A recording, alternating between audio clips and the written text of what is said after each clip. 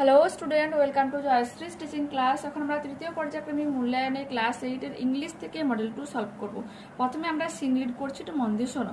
Before going out, বেরানোর পূর্বে, the next day, পরের দিন বেরানোর পূর্বে, he soak in a bucket of water the acorns that he had so carefully chosen and counted. কি বলছে?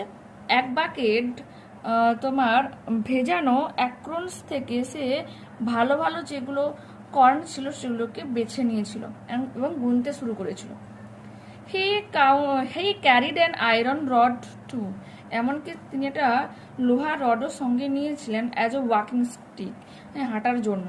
হি invited me to come along with me, সে আমাকে আমন্ত্রণ জানিয়েছিল তার সাথে যাওয়ার জন্য।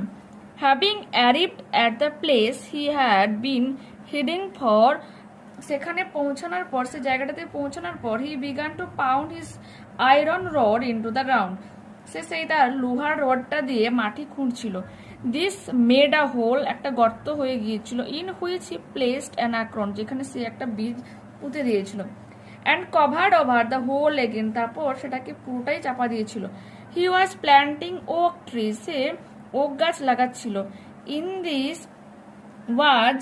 This way he planted his 100 acorns with great care. কি বলেছে? প্রায় সে 100টা কিন্তু বীজ যত্ন সহকারে পুঁতে ফেলেছিল। He told me that for 3 years now he had been planting trees in this solitary way. সে আমাকে বলেছিল যে 3 বছরের জন্য সে এখানে এইরকম ভাবে চারা গাছ লাগাবে, ইন দিস সলিটারি ওয়ে, এইরকম একা একা। হি হ্যাড প্ল্যান্টেড 100,000, প্রায় 1 লাখ। 100,000 মানে কত? 1 লাখ। 1 লাখের মতো সে বীজ পুঁতেছিল একটা সময়ের মধ্যে। অফ দিস 100,000, এবং সেই 100,000 এর মধ্যে, মিনস 1 লাখের মধ্যে 20,000 হ্যাড কাম আপ, মাত্র 20,000 কিন্তু বেরিয়ে এসেছিল চারা গাছ। It was at this moment that I began to wonder about his age, আমি সেই মুহূর্তে তো আমি অবাক হয়ে গিয়েছিলাম যে তার বয়সটা যখন সে বলতে শুরু করে। হি ওয়াজ ক্লিয়ারলি মোর দেন 55, বলছে তার সে যে 50 বছরের তার বেশি, 55 এর মতো। হি টোল্ড মি, সে আমাকে বলেছিল, হিজ নেম ওয়াজ এলজিয়ার্ড বোফিয়ার, তার নাম ছিল Elzeard Bouffier. He had own a farm in a plains, তার এই সমভূমিতে নিজস্ব একটা ফার্ম ছিল, মালিক ছিল সে। Where he lived most of his life, যেখানে সে তার বেশিরভাগ জীবনটা কাটিয়েছিল। He had lost his only son and then his wife, সে তার বাচ্চাকে এবং স্ত্রীকে হারিয়ে ফেলেছিল, মানে মারা গিয়েছিল এক কথা তারা। He had retired into this solitude, তাই সে কি করলো? এই যে একাকিত্ব জীবন থেকে নিজেকে বাদ দিল। Where he took pleasure in living slowly, যখন সে জীবনের প্রতি একটু আনন্দ লাভ করছিল।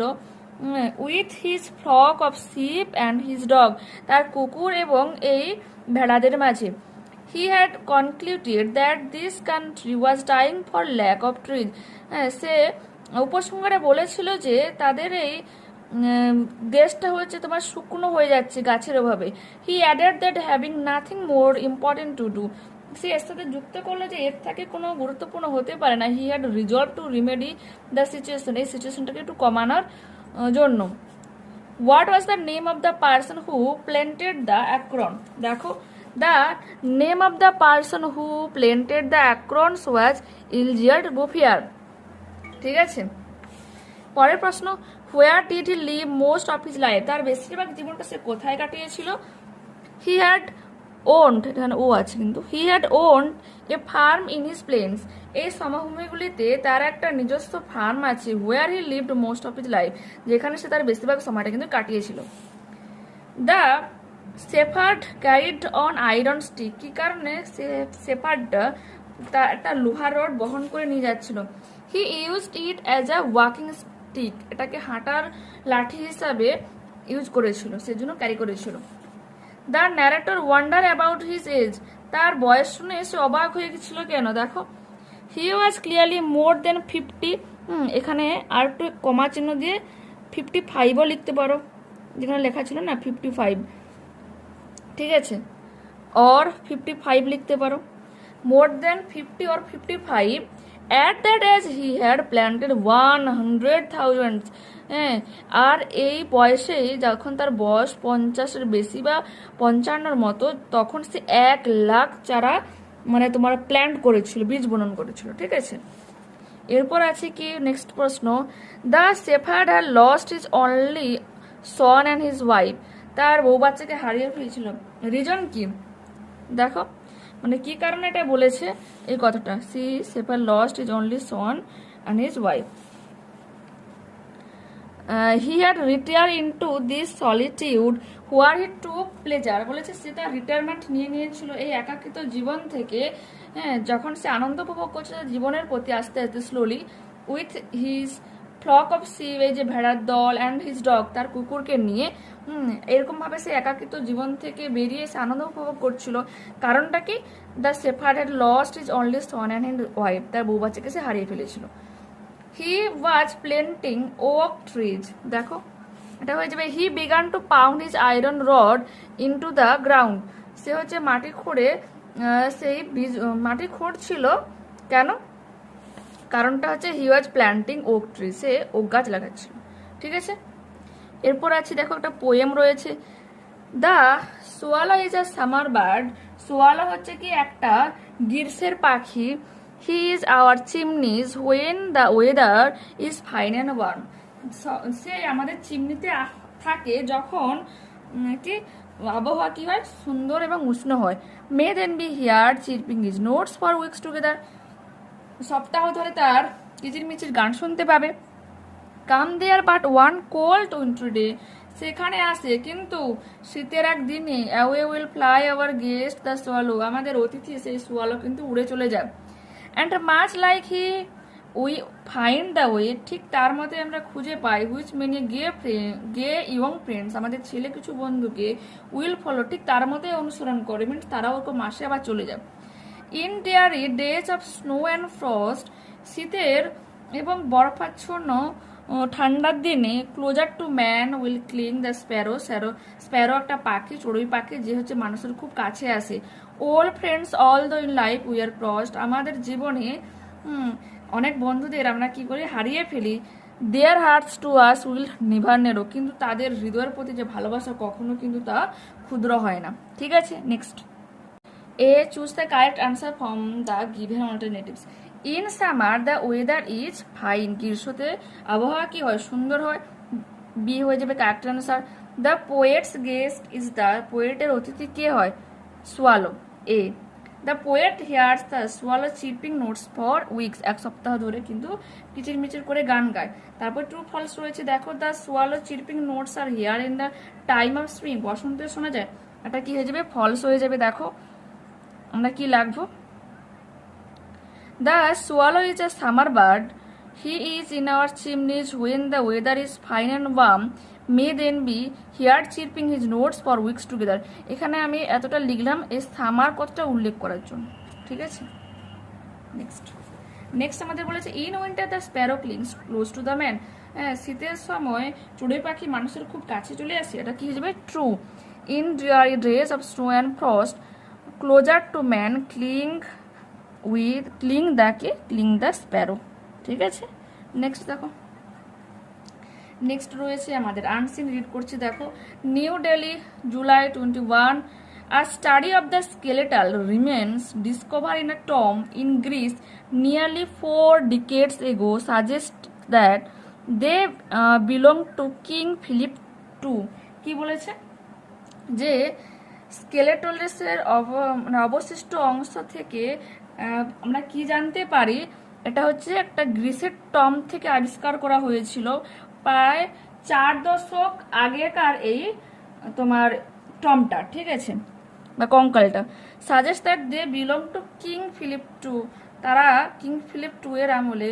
The father of Alexander the great, যার বাবা দ্য ফাদার অফ আলেকজান্ডারের বাবা। ইউরোপিয়ান সায়েন্টিস্ট অ্যানাউন্সড স্টাডি, এটা ঘোষণা করেন ইউরোপিয়ান বিজ্ঞানীরা।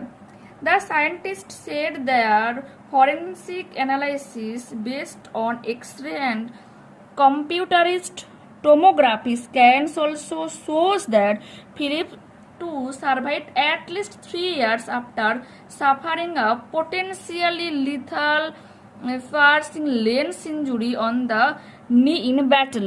কি বলেছে তোমার বিজ্ঞানীরা বলে যে ফরেন্সিক অ্যানালিসিস এক্সরের দ্বারা এটা জানা যায় যে কম্পিউটার বেস টোমোগ্রাফি স্ক্যান করে দেখায় যে ফিলিপ টু অ্যাটলিস্ট 3 বছর বেঁচে ছিল লিথাল ফার্সিং লেন্স ইঞ্জুরি, তার মানে মৃত্যুজনক এক আঘাতের পরেও on the knee in battle, তার হাঁটুতে খুব আঘাত লেগেছিল, সেই আঘাতের পরেও যুদ্ধে এটা লেগেছিল, 3 বছর সে কিন্তু বেঁচে ছিল।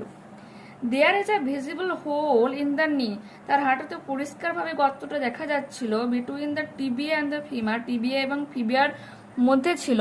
The injury coincides exactly with available historical accounts that a lance went through king Philip two's leg. হ্যাঁ, আর যেটা একবারে কোইনসাইডস, এটাই ভাবে বোঝায় যে পুরো একই রকম জিনিস, হিস্ট্রিক্যাল ঘটনা, যে একটা লেন্স কিং ফিলিপের পায়ের মধ্যে ঢুকে গিয়েছিল, পুরো সেম, এটাই কিন্তু ফরেনসিক রিপোর্টে আসে। অ্যান্টোনাইস বার্টসিওকাস, a medical anthropologist at the Democritus University of Thrace of Greece, কি বলেছে, অ্যান্টোনিস বার্টসিওকাস একজন কে ছিল, নৃবিজ্ঞানী ছিল, যে ডেমোক্রিটিয়াস ইউনিভার্সিটির একজন নৃবিজ্ঞানী অফ থ্রেস ইন গ্রিসে ছিল, যে এটা কি করছে, হু লিড দ্য স্টাডি রিম্যাক্ট, যে এই পরীক্ষাটা কিন্তু স্টাডি করছিল।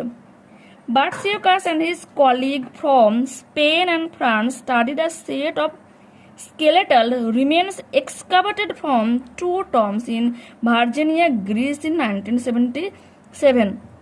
আর কি বলেছে যে বার্টসিওকাস এবং তার যে কলিগরা ছিল স্পেন এবং ফ্রান্সে, যারা পড়াশোনা করছিল এবং একটা কঙ্কাল নিয়ে কাজ করছিল, যেটা পাওয়া গেছিল দুটো সমাধি থেকে খনন করে গ্রিসের ভার্জিনিয়া থেকে 1977 সালে। One of the tombs contains the remain of 3 individuals, একটা সমাধির মধ্যে তিনজনের আলাদা কঙ্কাল পাওয়া গিয়েছিল। A 45 years old male, একজন 45 বছরের লোক, and 18 years old female, 18 বছরের একটা মেয়ে, and a newborn child, একটা কি সদ্যজাত বাচ্চা। অ্যাকর্ডিং টু হিস্ট্রিক্যাল অ্যাকাউন্টস, ঐতিহাসিক মত অনুযায়ী বার্টসিওকাস বলে Philip two suffer the injury in 336 BC, প্রায় 336 বিসির কাছাকাছি ফিলিপ টু এই ইঞ্জুরিতে কিন্তু ভুগছিল। Remained lame for the rest of his life, এবং তার বাকি জীবনটা সে কিন্তু খোঁড়া হয়ে কাটিয়েছিল। The study of the knee shows, এবং তার হাঁটুনি যে পরীক্ষা করা হয়, সোজ আর স্টিফেন্ড জয়েন্ট, দেখা যায় যে তার যে জয়েন্ট, যে হাঁটু, অ্যান্ড অফ ফিউশনস অফ বোনস, এখানকার যে হাড়গুলো, রিন্ডার দ্য লেগ, পায়ের সাথে পুরো মিশে যায়, ড্যামেজড, নষ্ট করে, অ্যান্ড লেম, তাকে খোঁড়া করে দেয়।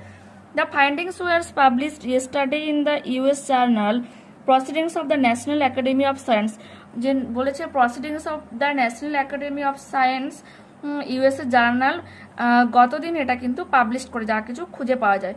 Historical text claim Philip two was step to death about 3 years after the injury. Historical text এটাই ক্লেম করে, এটাই দাবি রাখে যে ফিলিপ টু যে হচ্ছে তার মৃত্যুর কোলে ঢুলে পড়েছিল তার এই আঘাতে 3 বছর পর। Choose the correct answers from the given alternatives. King Philip two was Alexander's father. After the injury Philip two survived at least 3 years, 3 বছর বেঁচে ছিল। A hole was visible in the, কোথায় দেখা যাচ্ছিল, নি, হাঁটুতে। Democratic University of Thrace is in গ্রিসে ছিল এই কলেজ, ইউনিভার্সিটিটা, বিশ্ববিদ্যালয়। তারপর বলেছে কি মহাবিশ্ববিদ্যালয়ের কথা। One of the tombs excavated in 1977 contains the remains of 3 individuals, 3 জনের কিন্তু আলাদা আলাদা কিন্তু মৃতদেহ পাওয়া যায় একটা টমের মধ্যে, সমাধির মধ্যে। এরপর হচ্ছে fill in the charts with information from the passage. Type of analysis done, কি হয়ে যাবে, ফরেন্সিক অ্যানালাইসিস কিন্তু হয়েছিল। Place where the hole is visible, কোথায় পাওয়া যাচ্ছিল, in the knee, between the tibia and the femur, যেটা দেখো এখানেই রয়েছে, যে ঠিক আছে, যদি না কেউ লেখা বুঝতে পারো এখান থেকে লিখে নিতে পারো। প্রফেশনস অফ বার্সিউকাস, প্রফেশন বার্সিউকাসের তার প্রফেশনটা কী ছিল, ঠিক আছে? মেডিকেল অ্যানথ্রোপোলজিস্ট, একজন কি তোমার ডাক্তারি বিদ্যার নৃবিজ্ঞানী, ঠিক আছে? মাটির নিচ থেকে যা কিছু খোঁড়া হয় নৃবিজ্ঞানী, এবং মেডিকেলে কাজ করতো, এই কঙ্কাল নিয়ে, ঠিক আছে, মরা দেহ নিয়ে, এগুলো নিয়ে কাজ করে। হু লেড দ্য স্টাডি, কে এই জিনিসটা নিয়ে স্টাডি করছিল, এই সব কিছু নিয়ে? দেখো, অ্যান্টোনাইস বার্সিউকাস, medical anthropologist at the Democritus University of Thrace in Greece led the study, ঠিক আছে? Next, who were the three individuals who remains were excavated in 1977, 1977 সালে পাওয়া সেই টম থেকে কাদেরকে পাওয়া যায়? দেখো, a 45 years old male, একজন 45 বছরের লোক, and 18 year old female, 18 বছরের একটা বৃদ্ধ মেয়ে, অ্যান্ড আ নিউবর্ন চাইল্ড, একটা সদ্যজাত বাচ্চা, ওয়ার দ্য থ্রি ইন্ডিভিজুয়ালস, তিনজন আলাদা আলাদা ব্যক্তি ছিল, হুজ রিমেন্স ওয়ার এক্সকাভেটেড ইন 1977, যাদের অবশিষ্টগুলো কিন্তু খনন করে পাওয়া যায় কত সালে? 1977 সালে, ঠিক আছে? এরপর করবো আমরা গ্রামার অ্যান্ড ভোকাবুলারি। প্রথমে দেখো রয়েছে feel in the blank with correct forms of verbs given in the brackets. The president dash, ভাবতে আছে deliver a speech for 3 hours। দেখো ওটা কি হয়ে যাবে? The president is delivering a speech for 3 hours। 3 ঘন্টা ধরে প্রেসিডেন্ট তার স্পিচটা দিচ্ছে। এটা হয়ে যাবে present continuous subject plus am is are plus ভার্বের সাথে আইএনজি যোগে অবজেক্ট, ঠিক আছে? Next, hers sleep for 2 hours when I reached his home. যখন আমি তার বাড়িতে পৌঁছেছিলাম 2 ঘন্টা ধরে কিন্তু সে ঘুমাচ্ছিল। দেখো, hers was sleeping for 2 hours when I reached his home, ঠিক আছে? 2 ঘন্টা ধরে কিন্তু সে ঘুমাচ্ছে যখন আমি তার বাড়িতে পৌঁছাই। এটা হয়ে যাবে past continuous tense subject was or were ভার্বের সাথে আইএনজি যোগে অবজেক্ট। 5 বলেছে voice change. The teacher is drawing a picture on the blackboard. শিক্ষক মহাশয় ব্ল্যাকবোর্ডে একটা ছবি আঁকছে। দেখো কি হয়ে যাবে? A picture is being drawn, ইজের পরে বিং হয়ে যাবে, অবজেক্টের সাবজেক্ট হিসেবে বসলো, তারপর ইজ বিং ভার্বের third form drawn on the blackboard by যোগে সাবজেক্টটা অবজেক্ট হয়ে গেছে দ্য টিচার, ঠিক আছে? Next, my friend send me a letter a month ago. আমার বন্ধু 1 মাস আগে একটা চিঠি পাঠিয়েছিল, ঠিক আছে? দেখো এটা কি হয়ে যাবে? আর letter was sent me a month ago by my friend. Just এখানে ওয়াজ লিখবে, আর কিছু করতে হবে না। সাবজেক্টটা অবজেক্ট, তারপরে ওয়াজ লিখে ভার্বের থার্ড ফর্ম দিয়ে সেন্ড SEND, এটা হচ্ছে তোমার ফার্স্ট ফর্ম। সেন্ট থেকে হয়ে গেছে সেন্ট মিয়া মান্থ এগো, তারপরে সাবজেক্টটা অবজেক্ট হয়ে কি হয়ে গেল? My friend. এরপর আছে he knows me very well, সে আমাকে খুব ভালোভাবে জানে। দেখো এটা কি হয়ে যাবে? I am known to him very well. এখানে কি হয়ে গেল? আয়ের পরে এম, তারপর ভার্বের থার্ড ফর্ম দিয়ে নোন, টু হয়ে যাবে, নোনের পরে টু হয়, এখানে কিন্তু বাই যোগ হবে না, ঠিক আছে?